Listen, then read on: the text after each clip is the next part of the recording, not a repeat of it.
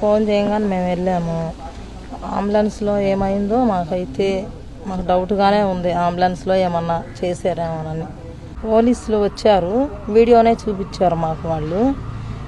మరి లోకేష్ గారు పంపించారు, మేము కూడా మీ అసీలమే అని చెప్పారు, మీ కులస్తులమే అన్నారు. వాళ్ళు వచ్చేలేకే నాకు అసలు భయం వేసి మేమైతే ఏం చెప్పలేదు. తర్వాత లోకేష్ గారు పంపించారు అని చెప్పారు మాకు.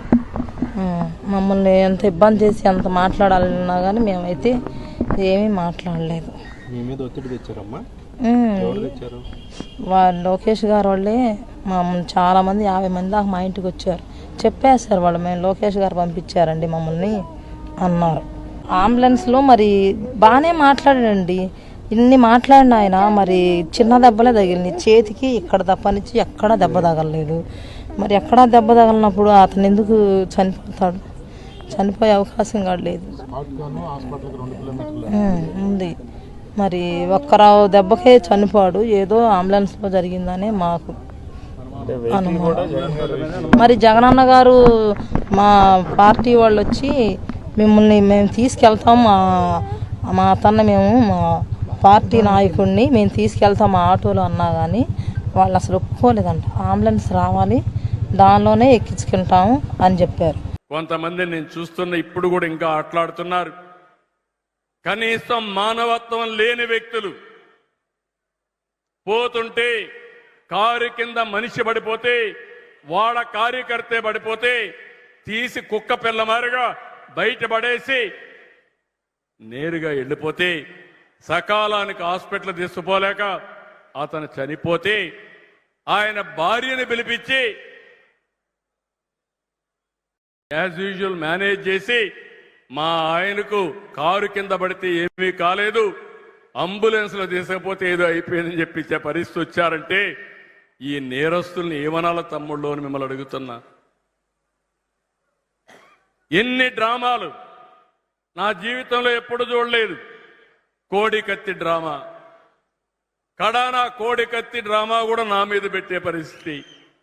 గులకరాయి డ్రామా, ఆ గులకరాయి కూడా నా మీద పెట్టే పరిస్థితి. నేను ఎప్పుడు కూడా ఎవరి జోలుకు పోను. హత్యా రాజకీయాలు నమ్ముకున్న వ్యక్తిని కాను. నేను నేర్చుకున్నది అభివృద్ధి రాజకీయాలు నేర్చుకున్నా, ప్రజలకు చేసే సేవా రాజకీయాలు నేర్చుకున్నా, దానివల్లనే ముందుకు పోతా తప్ప వేరే విధంగా నేను ముందుకు పోను. 1% కూడా డీవియేట్ కాను. కానీ తప్పుడు చేసే వ్యక్తుల్ని, తప్పుడు మాట్లాడే వ్యక్తుల్ని మనం ఎప్పటికప్పుడు కంట్రోల్ చేసుకోవాల్సిన అవసరం ఉంది. ఈ విషయం కూడా మీరు గుర్తుపెట్టుకోవాల్సిన అవసరం ఉంది. ఈరోజు మన నియోజకవర్గంలో మీరు చూస్తే ఎయిర్పోర్ట్కి మొత్తం కలిసి 850 కోట్ల రూపాయలు ఖర్చు పెట్టబోతున్నాం. మీరు ఆ విషయం గుర్తుపెట్టుకోవాలి. పలమనేరు కృష్ణగిరి 4 లేన్ రోడ్డు వస్తే 1000 కోట్లు అవుతుంది. Kuppam Bengaluru green field express way వస్తే 2500 కోట్ల రూపాయలు అవుతుంది.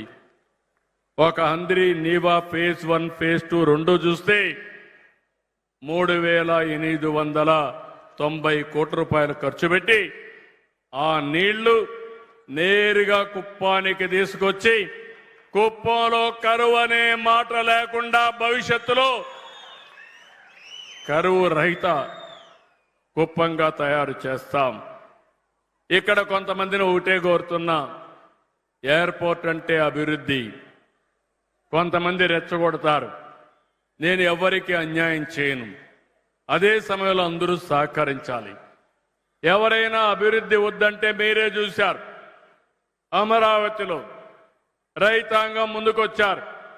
దగ్గర అక్కడ రైతాంగం వచ్చి 33,000 ఎకరాలు 29,000 మంది రైతులు ల్యాండ్ పోలింగ్ లో ఒక్క పైసా ఆశించకుండా నా మీద నమ్మకంతో ఆ భూమి ఇచ్చారు. ఈ రోజు వాళ్ళు బాగుపడుతున్నారని చెప్పి నేను మీకు తెలియజేస్తున్నా. ఎన్నో ఇబ్బందులు వచ్చాయి, పోరాడారు. ఈ రోజు వాళ్ళకు న్యాయం చేసే బాధ్యత నా భుజస్కంధాల పైన పెట్టుకున్నాను.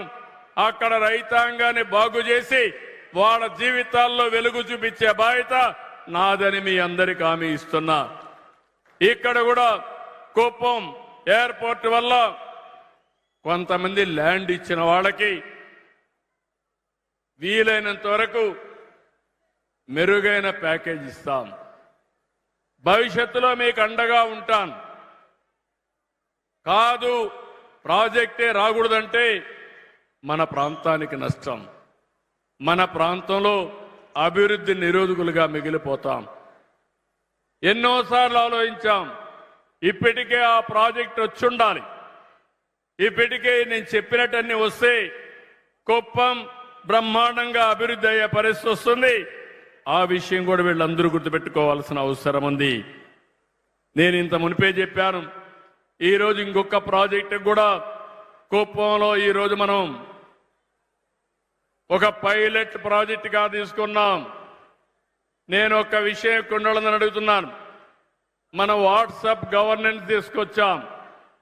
మీరు ఏ ఆఫీసుకు పోయే పని లేదు. మీ సెల్ ఫోన్లో ఏ పని కావాలన్నా అయిపోయే విధంగా వాట్సాప్ గవర్నెన్స్ తీసుకొచ్చాం.